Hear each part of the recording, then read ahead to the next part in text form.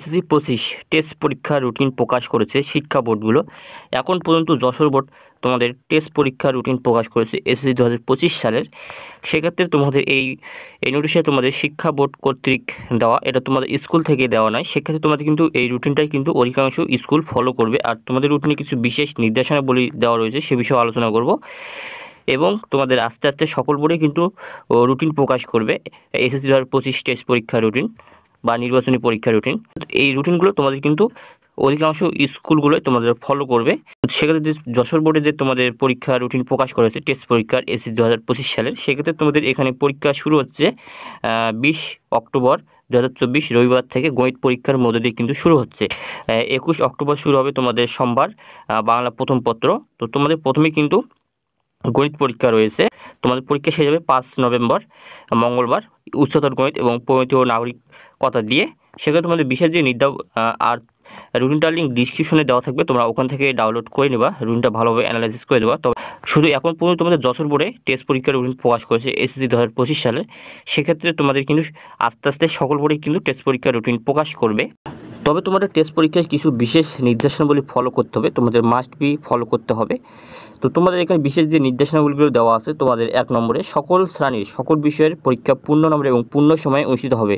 অর্থাৎ তোমাদের টেস্ট পরীক্ষা কিন্তু পূর্ণ নম্বরে মানে 100 মার্কের পরীক্ষা হবে এবং মানে সম্পূর্ণ সিলেবাসে কিন্তু তোমাদের পরীক্ষা হবে, শর্ট সিলেবাসে কিন্তু পরীক্ষা নেবে না।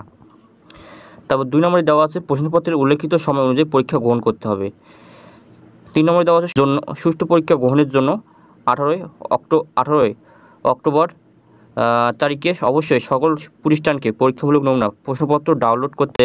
অর্থাৎ এখানে বলা হয়েছে যে টেস্ট পরীক্ষার প্রশ্নপত্র তোমাদের কিন্তু শিক্ষা বোর্ড থেকে দেওয়া হবে, এমনই কিন্তু বিশেষ নির্দেশাবলী দেওয়া রয়েছে। এবং তোমাদের 4 নম্বরে যে বিষয়টা দেওয়া রয়েছে, পরীক্ষার সময়সূচিতে 10ম শ্রেণীর যে সকল বিষয়ের উল্লেখ্য নেই শুধু সেই বিষয়গুলোর পৃষ্ঠায় নিজ দায়িত্বে প্রশ্নপত্র প্রণয়ন এবং বোর্ড প্রদত্ত সময়সূচির সাথে সমন্বয় করে পরীক্ষা গ্রহণ করতে হবে।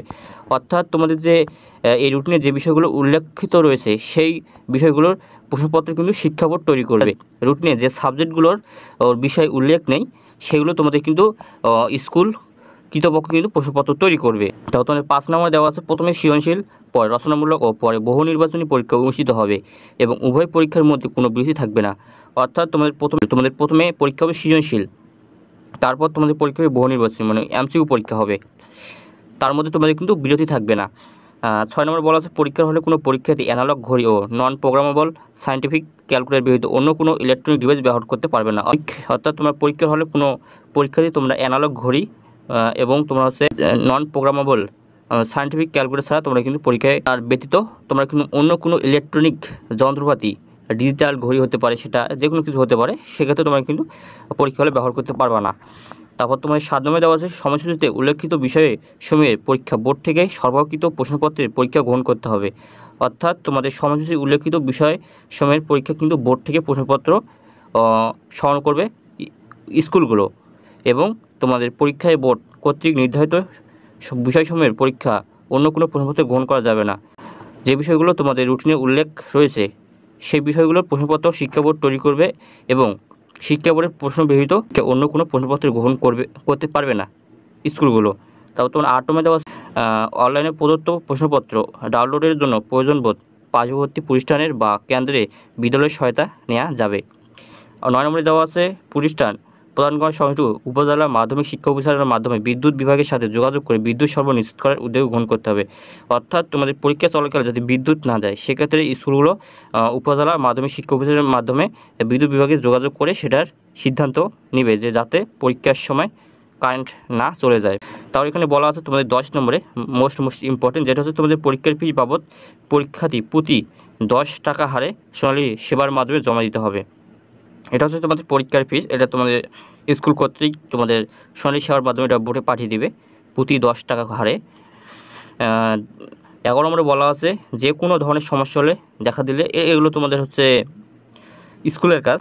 তো তোমাদের যেটা বলছি তোমাদের পরীক্ষা শুরু হবে আগামী 20 অক্টোবর থেকে শুরু হবে এবং তোমাদের অধিকাংশ স্কুলগুলো কিন্তু এই রুটিনটাই ফলো করবে তোমাদের। এবং বাকি বোর্ডগুলোতে এখনও কোনো রুটিন প্রকাশ করা হয়নি তোমাদের টেস্ট পরীক্ষার, সেক্ষেত্রে কিন্তু কয়েকদিনের মধ্যেও হয়তোবা তোমাদের বাকি বোর্ডগুলো তোমাদের টেস্ট পরীক্ষার রুটিন প্রকাশ করতে পারে, অথবা তোমাদের অন্যান্য বোর্ডে পরীক্ষা হতে পারে 21 অক্টোবর থেকে 22 অক্টোবর থেকে শুরু করতে পারে।